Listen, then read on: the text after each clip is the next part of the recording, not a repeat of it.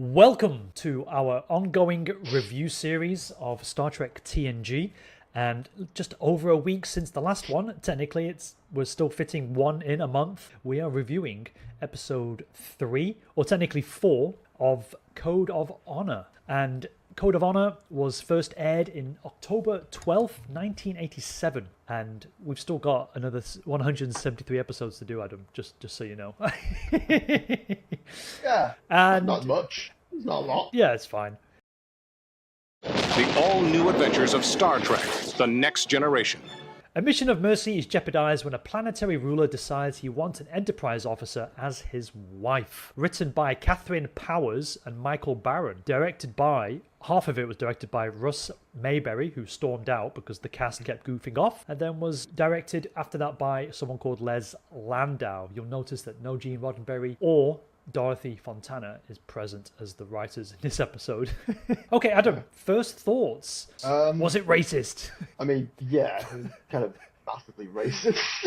Wow.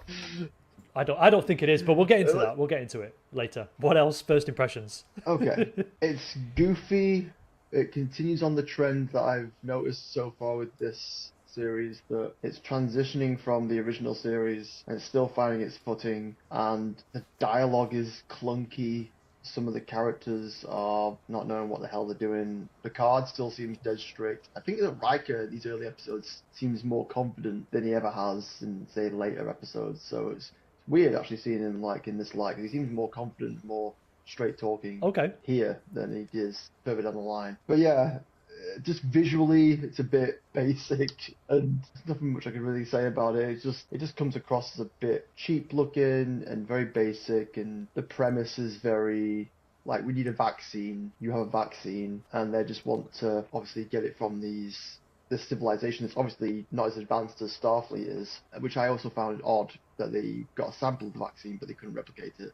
That seemed really odd as well to me, but just plot contrivance. That's something to talk about later. But yeah, those are my first initial thoughts of it. Okay.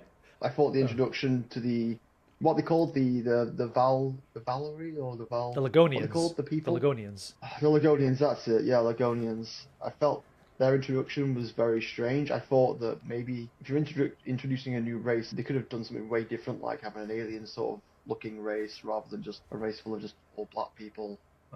Their first initial, their hand thing is like this. Please don't shoot. Which is just like, yeah, don't shoot me. And I'm like, that's a bit weird. Yeah, in a modern context, it's like, no, don't. And they didn't like Lagonia forever. Like the fact that, yeah, it's like a new Wakanda forever, but Lagonia forever. And they didn't like Tasha being a security officer. They were sort of like, a woman, she's a security officer. I didn't like that. I thought they respected it. And then got swiftly taken down by her. Well, I think the one guy was surprised and quite liked it. The other one was like, a woman? Oh, do you mean the number 2? Yeah, okay. Yeah. I actually enjoyed this episode. Some parts of it, I was like, damn, that's so cool. And I was just wowed by actually the cheap production values and how they managed to like bring something out of it from that budget that impressed me. So, for example, the lights in the combat arena, when they activate and go into space, I was like, fucking hell, that's so sweet. And they go, they light up. Just something like that. Somebody on YouTube said it's a planet of MC Hammers because everyone's wearing like these MC Hammer costumes, and I was like, yeah, I can get behind that. I enjoyed it. I know it's a bit basic in its presentation of everybody, not just the Legonians, or dare we say the black people, but even with the crew, the way they're presented as well. It's very basic. For example, there's a moment where Beverly is talking to Picard and she says how great her son Wesley is. She's speaking as a mother, and Picard says, speaking as a mother. It's like, holy shit. That is that wouldn't you mean when you think of sexist? It's probably one of the worst parts of that episode, where he's just like, mother, what do you know about mothering, you mother? I love the dynamic still between them two and his hatred for Wesley. The fact that she's like so adamant to have him on the deck, you know, the command deck or whatever. The bridge. The bridge, that's it. There's so many other people that are worthy of going into that role, but she's like, no, my son, Wesley, with the shit jumpers on. That's No. in English we would say that's nepotism. Like the guy who's playing the normal dude in The Boys, the one whose girlfriend gets ran through literally in the first episode. Yeah. That's Dennis Quaid's son, Meg Ryan and Dennis Quaid's son. And people are saying, oh, he's only got all these jobs because his parents are famous actors. And Meg Ryan's like, no, it's because he's actually a gifted actor or he's a good actor. It's like, no, it's nepotism because you promoted your own son over others, and Beverly's doing exactly the same thing. Think about those poor ensigns who've worked years to get onto the Enterprise, and then this kid's holding up the turbo lift. He's got his foot in the door. That command level turbo lift is stuck, isn't it? I go, he has to go in Picard. He's like, come out. But then he's also like, is everyone deaf? I'm like, oh, you're pretty blunt today, aren't you, Mr. Patrick Stewart? Or Mr. Picard, sir. Another example is when I just love it. Is when Troy says something like he has needs, talking about the leader of the Black People tribe. I can't remember. Okay. Lutan, that's his name, Lutan. Riker says, what needs does he need? It's like, dude, we're talking about sex, of course. But it's just the bluntness. He has needs. What needs? He said what I was thinking. Riker's asking the hard questions. And in other ways that the script is kind of blunt is that when Tasha Yar gets kidnapped, they fire the torpedoes straight away. Where's the diplomatic Picard? Just like, let's just create a fireworks show. It's New Year practically. Let's celebrate it. And then it's not mentioned. That's kind of a big deal. You fire torpedoes over a planet. And then Lutan's like, come to my ceremony. Doesn't care. Is he that arrogant or is the script that bad? I think the script's not bad. I was going to say, like, the roles in this, it's just so... You say about it's not being racist and stuff like that, and there's so many things here that are... The race thing is one thing, but then you've got the treatment of the women as well. So they're second-class citizens, almost. But all they're good for is owning land and then being sort of married off to a man. So that's all their roles are. You see, okay, so let's just jump into how supposedly racist and sexist this episode is, and then we can nitpick the rest of the stuff later. In Chinese culture, for example, even today, if a woman is to be married, she loses access to everything that she's inherited. She loses it and it goes to the husband. That happens today still. So it's 2024 and China is changing, but that practice is still there because the woman then has to join the family, the other family, the husband's family. In real life, the Chinese women have fewer rights than these women do in this episode because they own the land. Now, obviously, Lutan is a bit of a shit because he's connived a situation where he can kill his wife to get the land himself. But I never thought in any sense that the women in this episode are second-class citizens because, as you saw by the end of the episode, she has the power. She makes the decision. Okay, you're not leading my land and my property anymore, so you don't have the power. So she's the true leader. He's just the guy who's in charge and being boisterous. So the dynamics of it, I never thought were like, it's unfair to women. I mean, that's what presented on screen. If other people want to read into it, then that's different. But it's just not on screen, and that to me is more important. Yeah. Plus Lutan, he respects. It's interesting because it came out in 1987, and it's interesting to see the writing style compared to what would be happening now. But then again, it's supposed to be based. Was it like we're in the 24th century at this point, is it? Or the 23rd century? 23rd century, yeah. But we're supposed to be like beyond all this sort of stuff, aren't we? Yeah, but we are as the like Federation or in Starfleet, but stuff like that.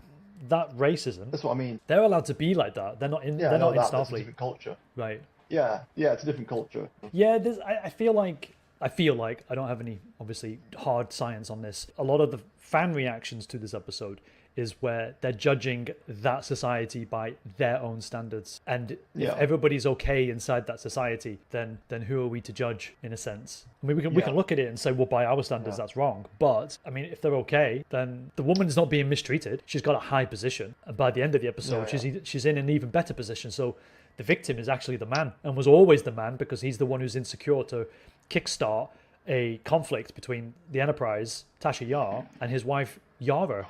He wants to solidify himself, so he's the victim, and he's lashing out, hiding behind a code of honor when he's willingly going to kill his wife. I mean, let's talk about that for a second. He wants to kill his wife in a weird way, so he kidnaps Tasha for some reason because he's got a fascination with her. Like, that was a bit odd, right? He just sort of grabbed her, went off with her. That was it. I thought it was very jarring and a bit strange.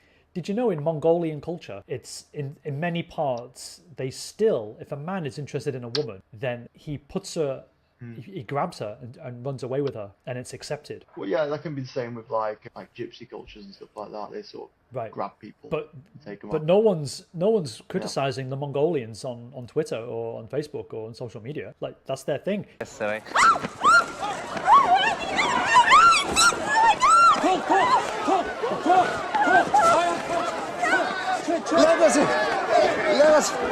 Get off!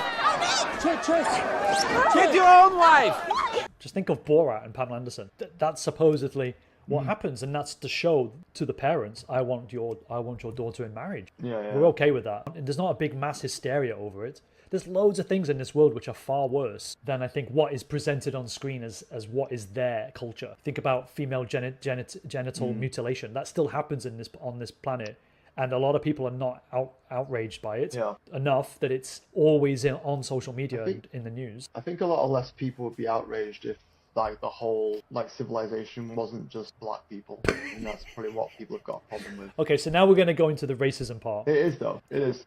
But No, it is though. Say if like it was mixed, then it'd be like, it would be arsed. No one would care. This episode wouldn't have gained so much hate or like attention. okay, as research, I've watched 2 or 3, 4 YouTube videos about why this episode is problematic, and a lot of the people don't actually have any valid reasons. And when I mean, oh, you mean they're not valid because you don't think they're valid? I mean, no, they just say it's problematic and it's racist, and then they're quoting whatever Jonathan Frakes has said on MemoryAlpha.com. That's what they're quoting. Oh, we think this is racist. Okay. But those are all the people who are saying it's racist on Memory Alpha are white people. Michael Dorn and LeVar Burton said it stinks or it's a bad episode. They never actually say it's racist, and if they did, then it would be on Memory Alpha because they want to make that point. But we've just had Black Panther 1 and 2, and it's basically a nation of black people with their own tribal customs.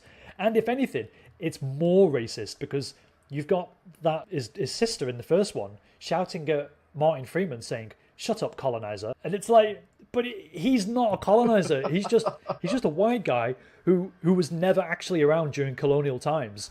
And All right, where am it's I? just a way for today's black people to go, yeah, he's white, he's a colonizer, and it just spreads this idea that all white people can be just labeled as colonizers. No one's using any slurs in this episode, and nobody can actually point out what is actually racist, other than it's a planet full of black people. But in later episodes, which I know you've already told me you've binge-watched, there's a planet of drug dealers, all white people. No one complains. There's a planet of drug abusers, all white people. No one complains. There's a planet where the women are stronger than the men. It's not sexist. No one complains. It's just this episode because they're black. But then what are the black people doing? They're living life. They're in an amazing situation. They've got transport technology. They're not backwards. They adhere to a rigid code of honor. And then they even say, we're more civilized than you. But what's racist about it? And if you want to go one step further, I showed you that YouTube short. Is it the worst episode of Star Trek ever? No, it's the best. One of the best. You know, like I said, you have an all-black planet. How many times you gonna see an all-black planet? Yeah. You know, how many times you gonna see a queen of an all-black planet? Have you, you tell me. They're not ready for a woman being in control, or they're not ready for black people owning an entire planet or their own land or their own property or things, they're just not ready, and they'll never be ready. So yeah, of course people are gonna say, oh, it's the worst, because they're not ready. And so you've got people basically, I think, speaking on the behalf of black people for them, because I don't hear any actual black people complaining about this episode at all. It's all white people on YouTube. Well, I didn't even know about this episode until I watched it. So. Oh, okay. Even as a child, I just watched it and I was like, oh wow, they're pretty cool. I never, but then we're British as well. No. We don't have the same issue of racism that Americans do, and this sort of hang up where they've now got to defend black people and mollycoddle them and say, oh, it's racist because it hurts them. It's like, but it doesn't. If you speak to black people, they say, but it doesn't though. Whatever issue it is in America, there's loads of compilation videos where they ask students on campus, do you think this is racist? Yes. And then they go to the black people. Do you think this is racist? No. I think people are so oversensitive. I think it just gained more traction because it was just like the stereotypical sort of black tribe sort of representation in this episode. That's what I got from it anyway. Just like they weren't that heavily advanced, and they just had the goofy clothes on. Like they had spears. It was a little bit on the nose. from looking at it purely on that basis, from first appearances, from seeing them first on the screen. You can't help but be like, yeah. Okay. Did you count the number of times the letter K was uttered on screen? So what? So what you saying? What am I saying? K appears in this script 486 times.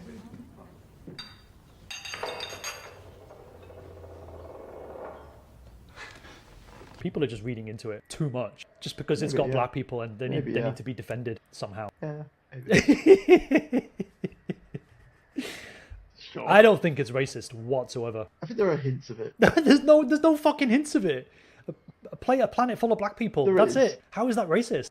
Yeah, that's not just it. Yeah, but what else is there? Come on. What else is there? You haven't said. Like I have said from the opening scene where they're just like the fucking like they come on, they're like this, the bloody. How is that racist? Spears, I mean, I made a joke about like that's not racist.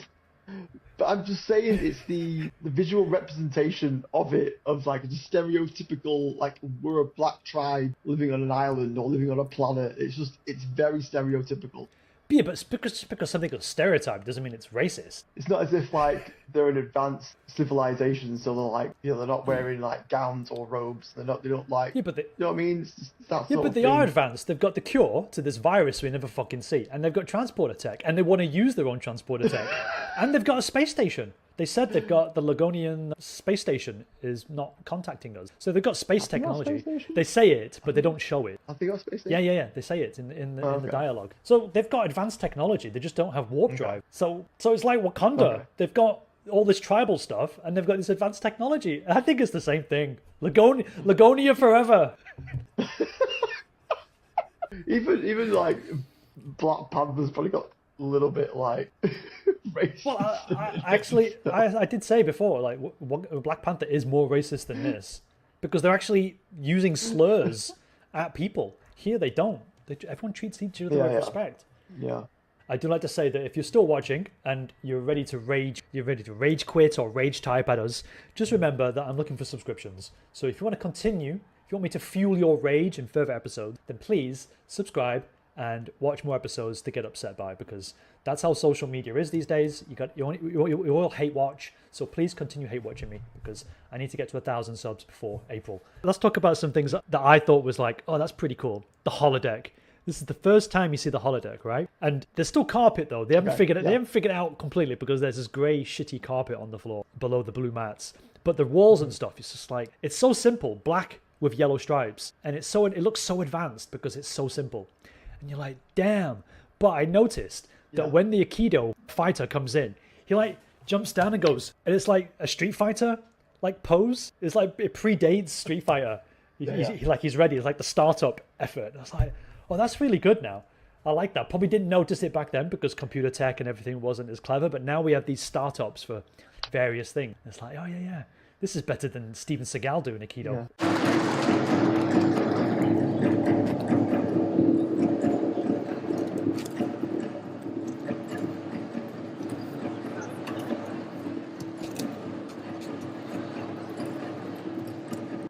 Yeah, so I like that detail. And then they try and like question it. You can make a man out of thin air. You can make people with souls. What is your name? Who are you?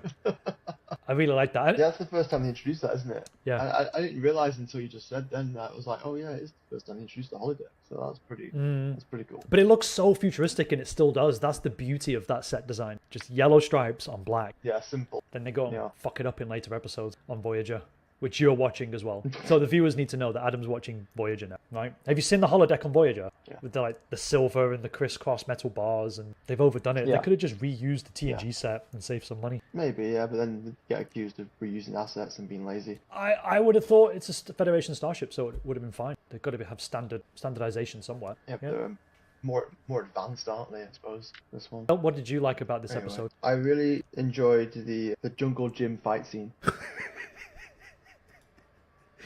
That's racist. You said jungle, and black people live in the jungle, Adam. That's racist. Jungle gyms. That's racist. You're assuming that they all live in the jungle. Well, here we are. That's the problem with racism. We all make these assumptions.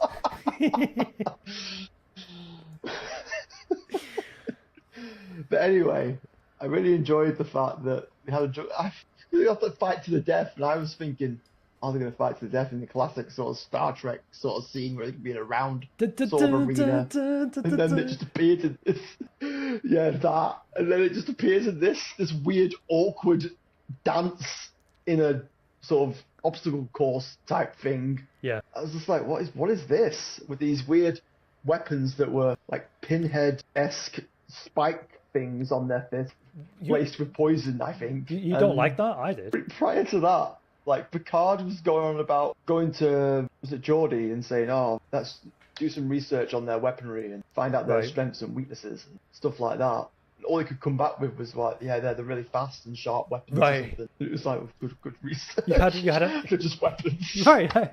You had an android, and then you had a guy who can see in all these different spectrums, like the Predator. And at first, when he was saying, please analyze it, I was like, why do you need Geordi? And then I was like, oh, because Geordi can see beyond what other people can see. And I thought, oh, okay. And then they come back and they're just like, they're dangerous and they're spiky, poisonous. So be careful. Yeah, good fucking help there, that is. Right. You couldn't say, oh, this weapon is better because it's lighter or anything. You couldn't give any sort of insight. Instead, you just got these crow claws, spiky pinhead crow claw weapons. Yeah, and I thought they could have a choice of weaponry, but they just got both given the same thing. Well, there you go. Use this. Right. All those weapons on the wall meant nothing.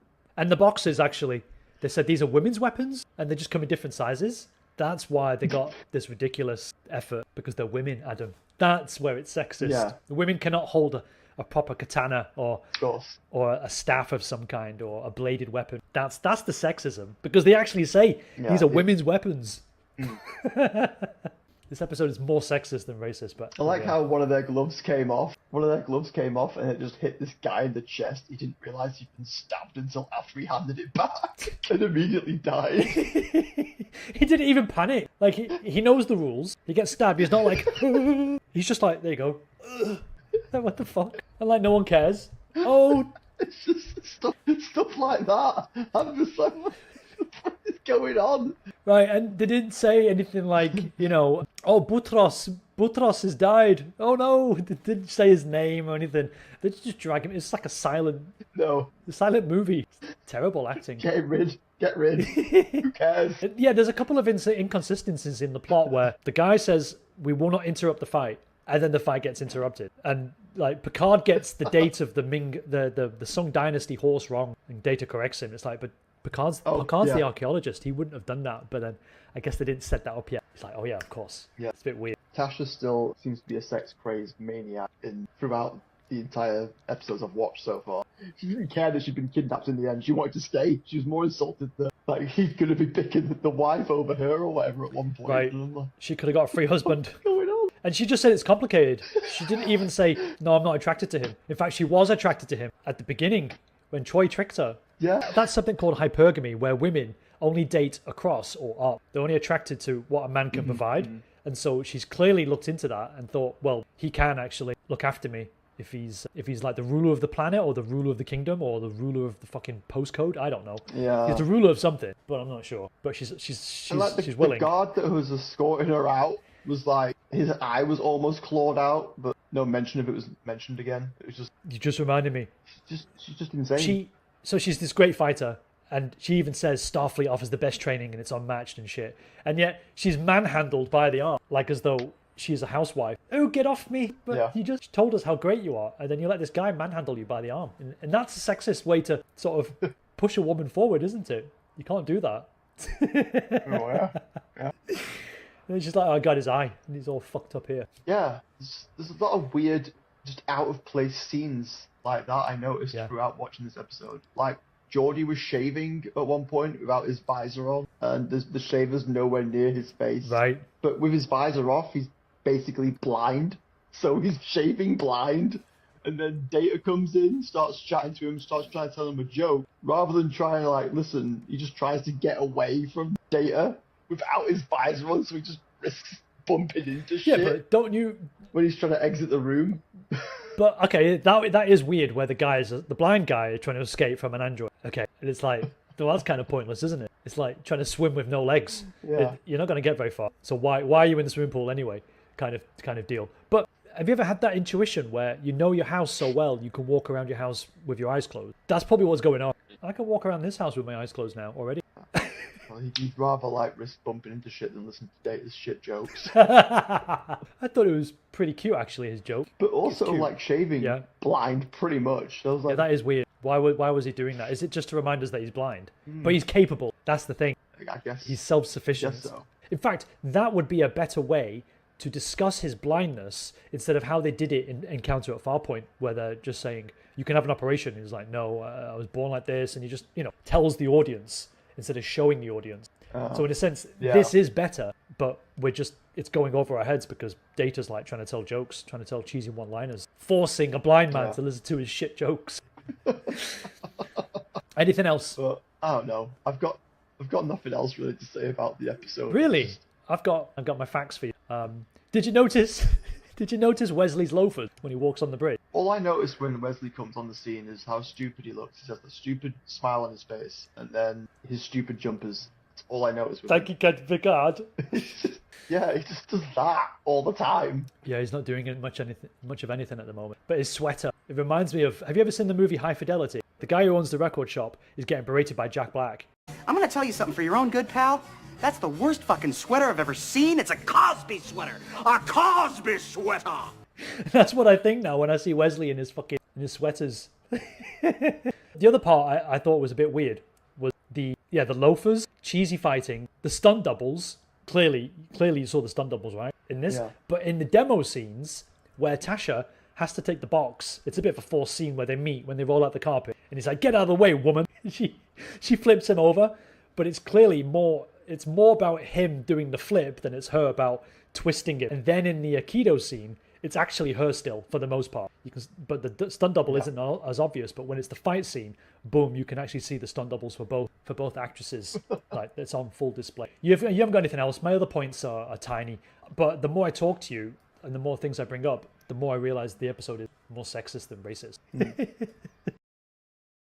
I have 7 things to talk to you about, 7 little insights. One I've already mentioned before. Jonathan Frakes referred to this episode as a racist piece of shit at a 2007 science convention.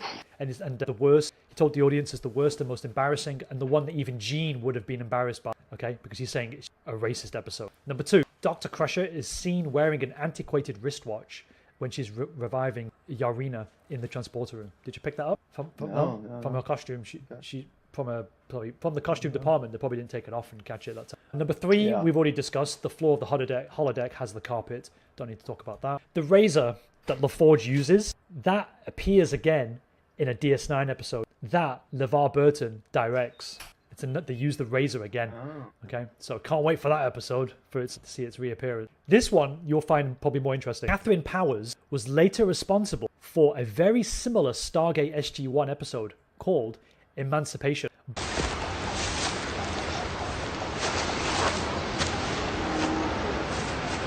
Both episodes feature a female officer being abducted and later participating in a fight to the death, which both parties survived. Both episodes were also widely criticized, not only by much of the cast, but by the fans as well. Coincidentally, both episodes are also the 4th episode of the first season of their respective series. So this woman, Catherine Powers, reused her idea for this shit episode and put it in an SG-1 season 1 episode. Was it Sam Carter getting killed? Yeah, it has to be. That was the name, wasn't it? So the episode, if you want to look it up, for the viewers, Adam is a big Stargate fan. So am I, actually. But I think you got me into it, maybe, or we just both got into it. I can't remember.